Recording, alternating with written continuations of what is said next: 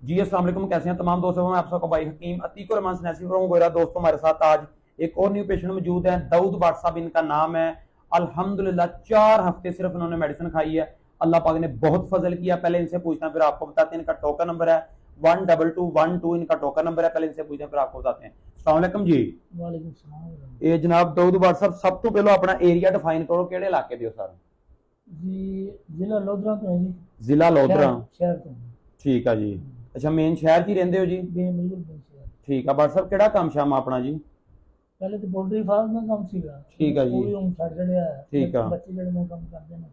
ठीक है। दुकाना वगैरह ने वो पैसे देती हैं। ठीक है, यानी वेले ही होंदे आजकल? हां जी, हां वेले। अच्छा ठीक है। हजूर ये दसो मसला हैगा की सी, की तबीयत सी साडी दवाई ना, की होया जनाब, ये दसो जरा। 20-25 साल तो मेरे भी है मसला सीगा जी। कमरे से दर्द निकलती सी। ठीक है। पूरी लत सर्जी सी जांदी सी थल्ले तक। ओके हो गया जी। एक कदम भी नहीं चुकिया जांदा सी। ठीक है। चलदे भी बड़ी तकलीफ होंदी सी। ओके। लक भी दोहरा हो जांदा सी। ठीक है। अलहमदुलिल्लाह ਵੀਰੇ ਤੁਹਾਡਾ ਮੈਂ ਦੇਖਿਆ ਨਾ ਫੇਸਬੁੱਕ ਤੇ जी ठीक है ਤੇ ਉਹਦੇ ਬਾਅਦ ਫਿਰ ਮੈਂ ਤੁਹਾਡੇ ਕੋਲ ਆਇਆ ਤਾਂ ਆ ਕੇ ਦਵਾਈ ਸ਼ਾਈ ਲਈ जी। ਹਫਤਾ 15 ਦਿਨ ਖਾਧੀ ਮੈਂ 16 ਖੁਰਾਕਾਂ ਖਾਧੀਆਂ 16 ਦਿਨ ਖਾਧੀ ਦਵਾਈ ठीक है। ਤੇ ਉਹਦੇ ਨਾਲ ਮੈਨੂੰ ਕਾਫੀ ਅਫਾਕਾ ਹੋਇਆ। ओके जनाब। ਫਿਰ ਉਹਦੇ ਬਾਅਦ ਤੁਹਾਡੇ ਕੋਲ ਦਵਾਈ ਮੰਗਵਾਈ ओके जी। ਤੇ ਫਿਰ यानी तकरीबन 1 महीना तुसी दवाई खा चुके हो? ਖਾ ਚੁੱਕਿਆ। ਹੁਣ ਐਵੇਂ ਸਮਝੋ ਕਿ 5% ਬਾਕੀ ਰਹਿ ਗਿਆ।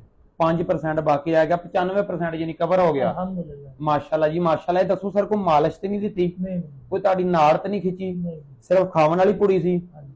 Very good.